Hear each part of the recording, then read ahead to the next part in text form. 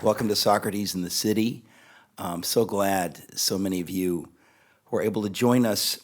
The story of Bonhoeffer, I will just say in a nutshell, I'd never heard of Bonhoeffer growing up. My mother grew up in Germany, in Nazi Germany. My grandfather was killed in the war. I dedicate my book to him. I'm named after him. And obviously, I hope you'll read the book because there is so much that you cannot possibly put into a 2-hour film. And there's so much that really is absolutely extraordinary about Bonhoeffer's life that you simply can't put even in a wonderful film like the one you've just seen. So I want to just skip over the top the highlights of his life in the few minutes we have tonight. Okay, Bonhoeffer was born in 1906 into what can only be described as an absolutely extraordinary family. His father was the most famous doctor in Germany for 50 years. One of the top scientists in Germany, a brain doctor. His mother was a genius in her own right. I won't go into the details, but if you read the book, you'll see. And all of his siblings, there were 8 of them, including Dietrich, were geniuses. It's undeniable. His brother, one of his brothers, was the head of the legal department at Lufthansa.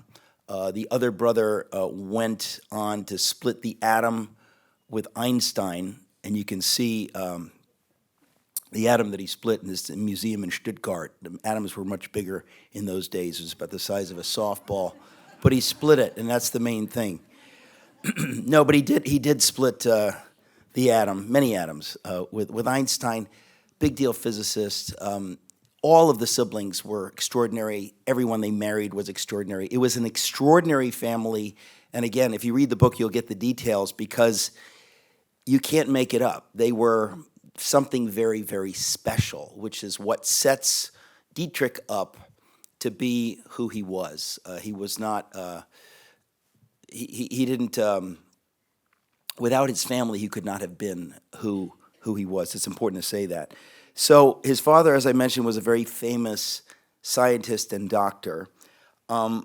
Dietrich was one of the twins born. There were 8 kids, as I mentioned, and he and his sister Sabina were the 6th and 7th born. And so he didn't hang out with his older brothers so much. The older brothers, it's interesting, they seem to have the dark coloring of the father.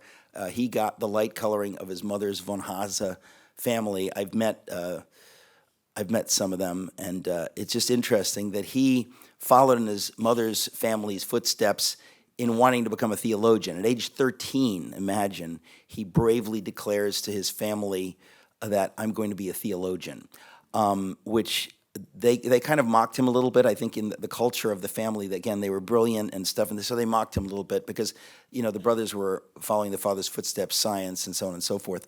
But he knew already at age 13 that he wanted to be a theologian. And it kind of gives you a picture of the genius of Bonhoeffer, to know at age 13 he wants to do that. Now, to be fair, his grandfather and great-grandfather were rather famous theologians.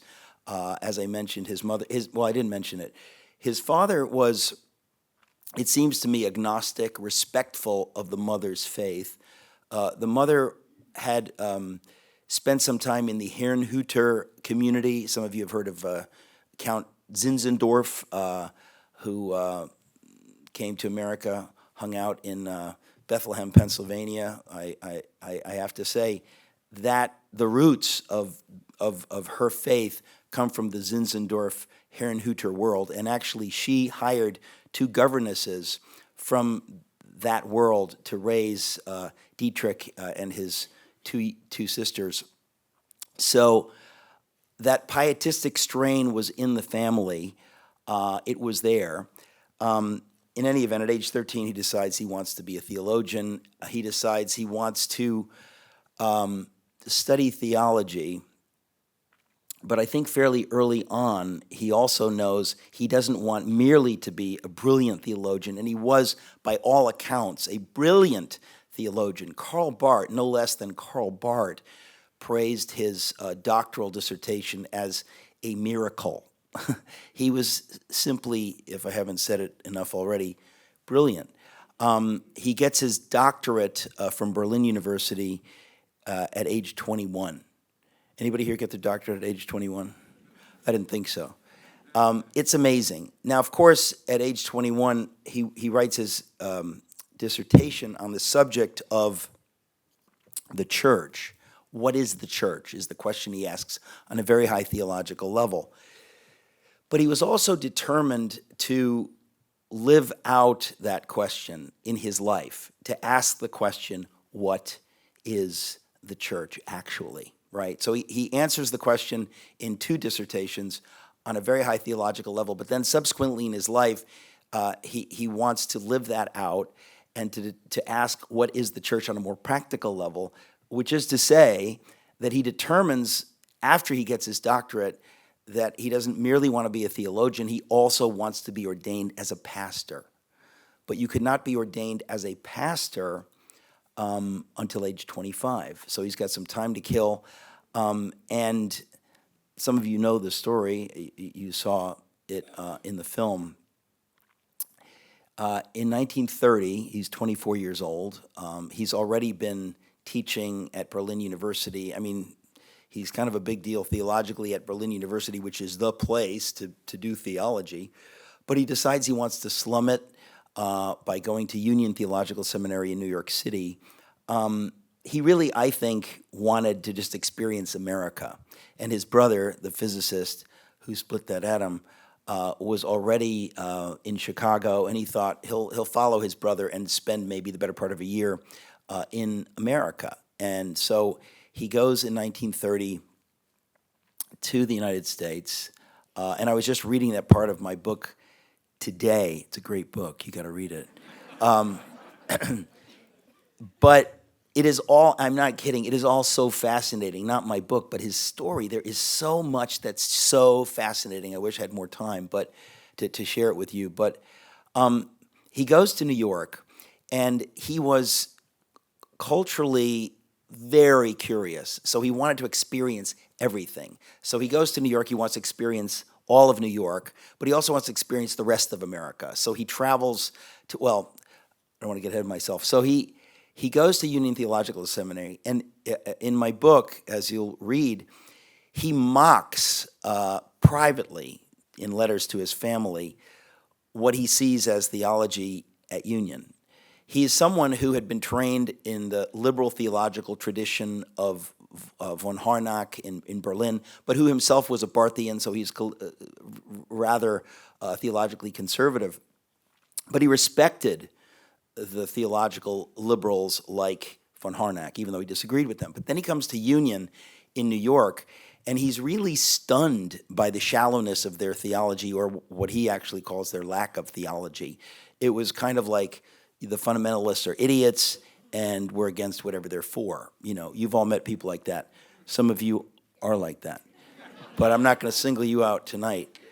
But it is kind of funny that he's shocked at, it was basically social gospel, right? In other words, it's sort of like, we know that we should, feed the poor and like do good stuff. But they had no theological background. They weren't very interested in it. And so he pretty quickly finds that his time, theologically speaking, at Union is wasted. But he didn't really go to America for that. I think he just used that as an excuse to say, I'm doing something. But he already got his doctorate from Berlin University. It's not like it was like going to a community college at this point for him. He just wanted to go to New York. So he meets one of his fellow students at Union, you saw in the film Frank Fisher, from Alabama. As part of his work that he was doing, he was connected to Abyssinian Baptist Church in Harlem.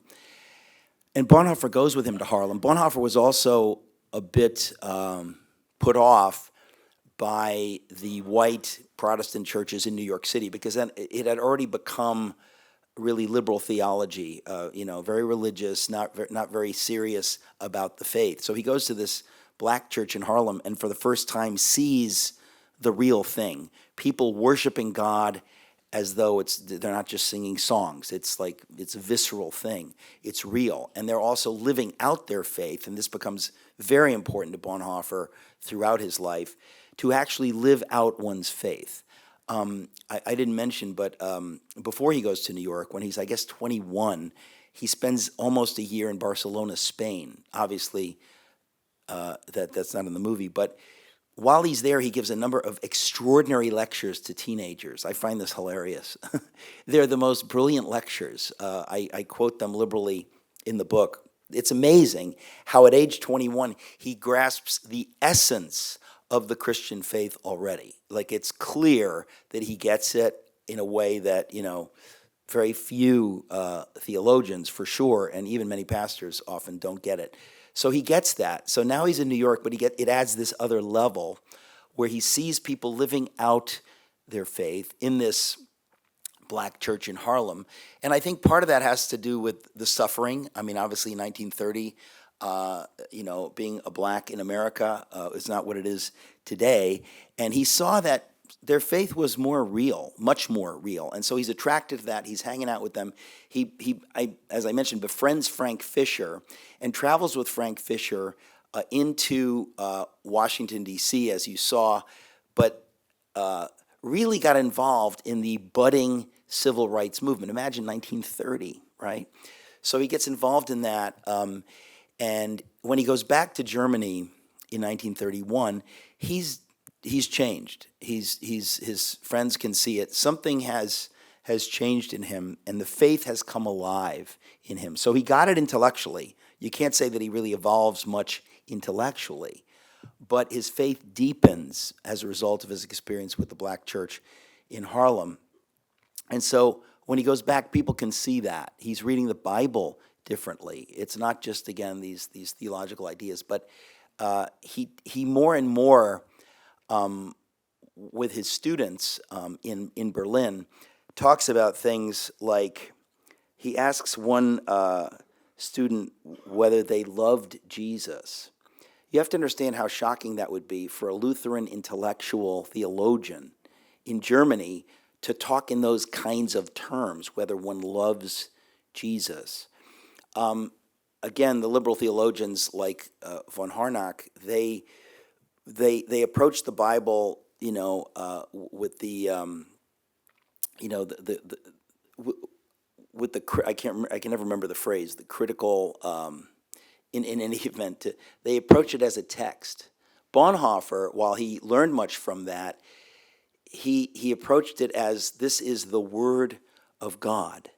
This is God speaking to us, not just the way literature speaks, but speaking to us directly through His Word, and we are to approach God through His Word and ask Him to speak to us individually and directly and personally. This again is it's a dramatic departure from what one would typically hear in Germany at the time. So I mentioned he comes back to Germany. He's different. Germany is also different, right? In 1933, February 1st, 2nd, Hitler becomes chancellor. Bonhoeffer, when he left for New York in 1930, September, the Nazis were nothing. There was just no sense that they would become very important figures in the Weimar Republic. They had very few seats in the Reichstag, the German parliament. So when Bonhoeffer gets back, he sees the rising of the Nazis. And then, as I say, in 1933, suddenly Hitler takes power. Almost instantly, the Nazis begin remaking all of German society in their own image. That's what totalitarians do. It's the totality of society. And because they didn't have the separation of church and state as we do here, which of course is not about keeping the church out of the state or government, but it's about keeping the government out of the church, right? They didn't have that defined clearly in Germany. So if the head of the state had been the Kaiser, very friendly to the church, Lutheranism was almost a state religion. So the idea that Hitler's now the head of Germany it was very easy to see how the Nazis thought, well, we will now take over the church as well. We're going to reorder all of society along these, National Socialistic lines. And there wasn't enough pushback from the church. Bonhoeffer and a few others saw the problem pretty quickly. And I can't go into the details for time, but I do want to say that you can see how easy it would have been to be fooled by this unless you really understood the scriptures, unless you really, really understood the details of what it says about church and state, how if you had the tradition that they had in Germany, you might be fooled. So Bonhoeffer and a number of others write what is called the Barman Declaration. Some of you are familiar with it. As the Nazis tried to take over, well, actually, first, Bonhoeffer is tasked. I mean, he was so respected even at this young age.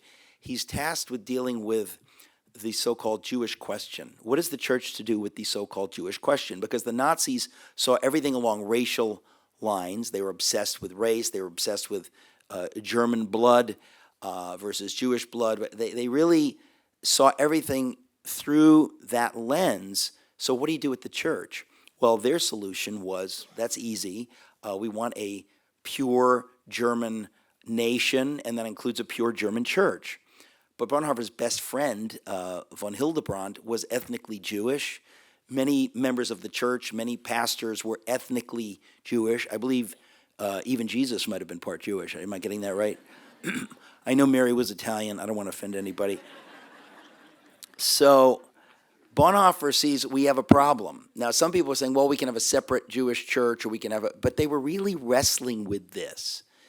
And Bonhoeffer writes a famous essay, I quoted in the book, called The Church and the Jewish Question. And in it, with his brilliant theological mind, he sees pretty quickly that it is the job of the church to be the conscience of the state, to call the state to be what it's supposed to be, as ordained in the Bible, right? That God ordains that we have government, but it's for certain purposes, right?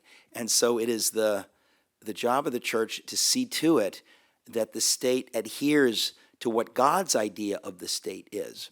So to be a critic of the state, if need be. And if the state begins to harm any citizens, it's the job of the church to protect them and to help them.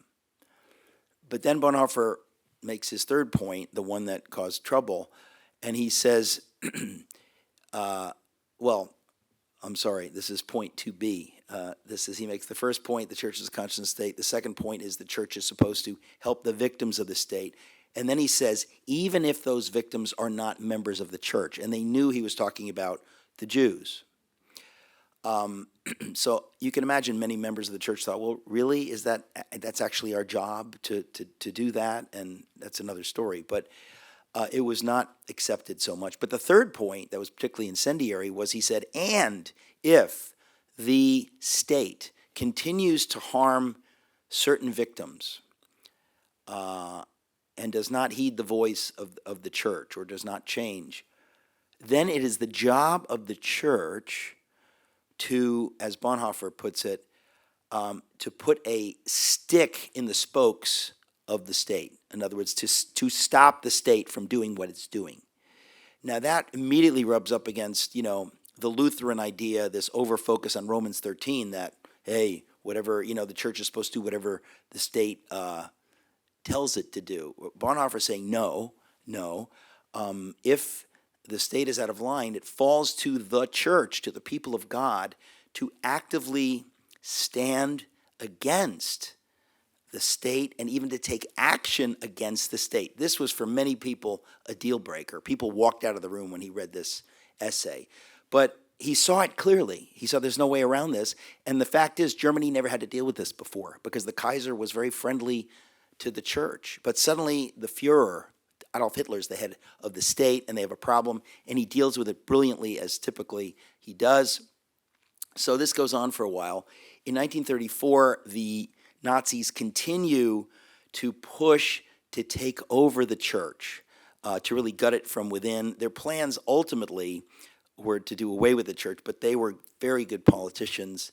And if you had screamed, at a rally that Hitler was having, "Jesus is Lord," he never would have said, "Maybe you're at the wrong rally." He would have said, "Yes, my thoughts exactly." He was a good politician. He did not say what he's thinking. He always pretended to be pro-God and to be pro-church. Now, he had people around him who were ideological and who hated that, but he insisted, no, we're gonna talk the good God talk, right? So Bonhoeffer sees that he's working against the church, and basically in 1934, Bonhoeffer and a number of others, they write the famous Barman Declaration. And the Barman Declaration basically states, we in the church will not bow to anyone but Jesus Christ. We're the Church of Jesus Christ. We will not bow to a Führer, and it says many other things, but that's the general gist of it. And there were about 18,000 Lutheran pastors in Germany at the time. Maybe 6,000 signed the Barman Declaration. It would have been a very brave thing to do, to sign the Barman Declaration in 1934, but about 6,000 did of the 18,000. But by 1935, the pressure from the Nazis, the cultural pressure, and some of you can understand this now in a way better than you would have some years ago, that the bullying to go along with certain narratives was very strong. And so by 1935, 2 years into the Nazis, only 3,000 of the 18,000 Lutheran pastors were standing strong with the Barman Declaration. On the other end of the spectrum, you had 3,000 of the so-called German Christians, that was the name they adopted for themselves, who were radically pro-Hitler, so pro-Hitler that, they were, the equivalent of, ultra-woke people who think that they're in a church, and you start realizing that they're not really about the Christian faith. So there were only about 3,000 of those in Germany. But the point is, in the middle of the 3,000 heroes and the 3,000 ultra pro-Hitler churches, there were 12,000 Lutheran pastors who basically said, we don't need to choose. We're going to sit out here on the fence, and they didn't seem to understand that the devil owns that fence. They thought that they had a religious carve-out and they could somehow opt out of politics, that they could somehow opt out of taking a bold stand. Bonhoeffer tries desperately to get them to understand, no, church, you must stand. You must stand against the state, which is pushing against the church. You have an obligation. But they had this idea that our job is just to preach the gospel.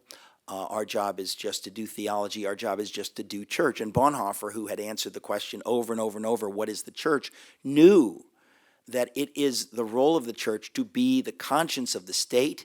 It is the role of the church to stand against evil, to stand against the government if the government is in fact harming people and not fulfilling the biblical mandate of what government is for.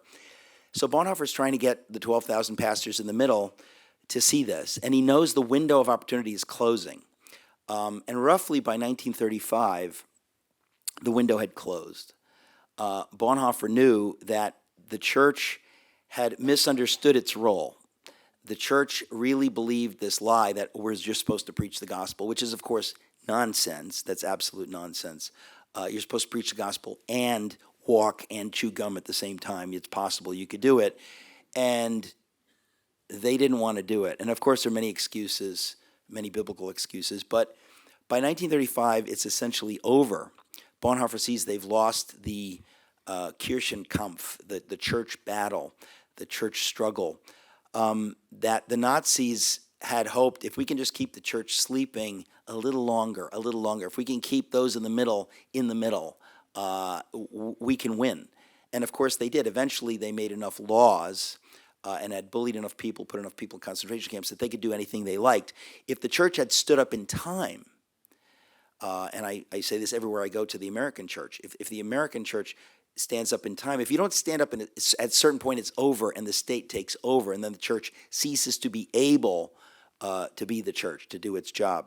So Bonhoeffer was upset by this. He you could argue peevishly, decamps to London to lead a German-speaking congregation in England, spends 18 months in England, and while he's there, he is corresponding and on the phone constantly. It's as if he's still in Berlin, but he's in England, and he makes strong ties with Bishop George Bell in England about what's going on in Germany. He finally comes back. He's persuaded in 1935 to start the seminaries at first at Zingst just for a few weeks, and then at Finkenwalde. Now, what that is Bonhoeffer wants, he doesn't know what the future holds, but he knows that the church has failed, that the men of God in Germany, the pastors, have failed to understand what it means to be a disciple of Christ and a pastor. And he wants to raise up pastors, men of God, who actually understand what it is to live one's faith out utterly, not just theologically, but in real life with regard to politics, with regard to culture, with regard to everything, to be a full-throated Christian in every sense. And so he leads the seminary at Finkenwalde, and it's very, very beautiful. Out of that comes his book, Life Together. Some of you might be familiar with it. In 1936, he begins to write his book, Nachfolge, which is discipleship, following after discipleship, which in America we call it the cost of discipleship. But he's formulating these ideas about what is real Christianity, what does it look like? And for him, he got a taste of it in the black church in Harlem. It looks like your whole life. It's not something you do on Sunday morning. It's not some intellectual ideas you buy into. It's something that you live out utterly, or you're faking it and you're trying to fool God and you can't. So he teaches these ordinands, these young men at Finkenwalde for some time, causes them to, not just study the scripture, but meditate on it and try to hear from God. It's an extraordinary story. Obviously, I go into great detail in the book. But by now, by 1936, 37, the Nazis, as we've said, have gained enough power that they can shut down whatever they don't like. Every day that passes, they get more power, and they can pass more laws, and they can do whatever they like to do. So they shut down Finkenwalde. Bonhoeffer kind of takes it underground. The bottom line is he keeps wondering, what am I going to do as the Nazis become more and more powerful? So finally, the war is coming, and Bonhoeffer, I won't go into this, but Bonhoeffer has a dilemma. There's a war coming. What do I do now? And that's always his question over and over. What do I do now? What does God want me to do now? It's not a one-size-fits-all answer. So as the war is coming, many people persuade him, you're going to be in big trouble. You better get out of Germany, because he knows he can't fight in Hitler's war. But he didn't want to persuade all of his friends and the people he'd been teaching that you must also refuse to fight. Some of them thought, no, my country is going to war. I have to fight. So he escapes to America a second time. And you know the famous story. While he's in America, he thought he was going to be there for maybe 3 years to ride the war out. Every day that passes that he's in America, in 1939, the summer of 39, he realizes, I can't stay. I have to go back. I have to go back. It's amazing. When I first encountered the story of Bonhoeffer, I thought, this is so chilling, so amazing, so beautiful. He decides to go back and what may be his own death. But he actually believes in the God of the Bible. He actually believes that God defeated death on the cross. He actually believes this, and he knows that the only safe place is to follow God wherever God leads. And so he goes back, of course, to Germany and gets involved in the plot to kill Hitler. Now, that's an extraordinary thing that he does that, because obviously it's ethically complicated, but he felt convinced that he needed to live his faith out utterly and to defend the Jews, to stand up for what is right. He felt that even if most Christians don't understand what I'm doing, which they certainly did not, God is calling me to do this. So obviously he does that. He's arrested for some money laundering stuff. That's a whole story. But he's not arrested because of his involvement in the plot to kill Hitler. Nobody knew about it yet. None of the Nazis knew about the plot to kill Hitler. So Bonhoeffer is arrested. He goes to prison, but it's not really looking so bad. There's going to be a trial, and again, it was just for some money laundering for his involvement with the Abwehr, which is German military intelligence. The Gestapo knew something's going on. But then the plot to kill Hitler, there are several, but the one, the July 20th, 1944, imagine how late this is in the war. That's the one that happens at Wolfschanz, the bomb that's put under the table. It's not in the film. It fails to kill Hitler, but it also exposes the conspiracy. Thousands are arrested, tortured, put in prison, killed, and Bonhoeffer's name pops up, and they know he was involved in that. So he's already in prison. Now he goes to the Gestapo prison. And so at the end of everything, Bonhoeffer trusted God radically.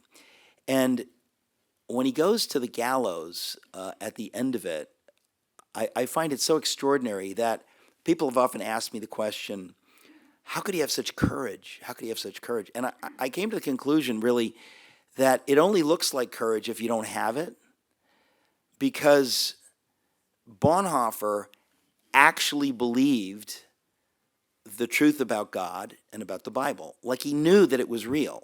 He didn't hope it was real. He knew it was real. So when he goes to the gallows, I close the book with this quotation from 1934, from 11 years before he had given a sermon in 1934. And in the sermon, he talks about death. He says, in the sermon, he says, no one has yet believed in God and the kingdom of God. No one has yet heard about the realm of the resurrected and not been homesick from that hour, waiting and looking forward joyfully to being released from bodily existence. Now imagine preaching that in a typical church where a lot of people are going, oh, I don't know about that. Bonhoeffer knew about that. And Bonhoeffer is saying, this is what it is. You claim you're saved by faith. Okay, to have faith is to believe that. And if you don't believe that, you do not have that faith which you claim to be saved by. If you're actually a Christian, you believe that. You don't believe it, you know it. You don't hope it's true, you know it's true. And if you know it's true, you will live the way Bonhoeffer lived, because you know that it's true. And if you know that it's true, you will die the way Bonhoeffer died, with genuine peace and joy. And that's God's will for us. And Bonhoeffer knew that. And so he wrote about it many places, but he closes the sermon in 1934. He writes, death is the gateway to our homeland, the tabernacle of joy, the everlasting kingdom of peace. He goes on to say, apart from our faith, death is hell and night and cold, if it is not transformed by our faith. But that is just what is so marvelous, that we can transform death. That's why Bonhoeffer is a hero. That's why people write books about him. That's why they make movies about him. He was the real article, a true Christian who did not hope, but rather knew that what the Bible says is true, that Jesus genuinely defeated death on the cross, which changes absolutely everything. That's what it is to be a Christian, and that's why Bonhoeffer goes to the gallows as he does. And we wouldn't be talking about him today if he had been more prudent. He really lived out his faith. There's much more to say on it, but I'll stop there. God bless you.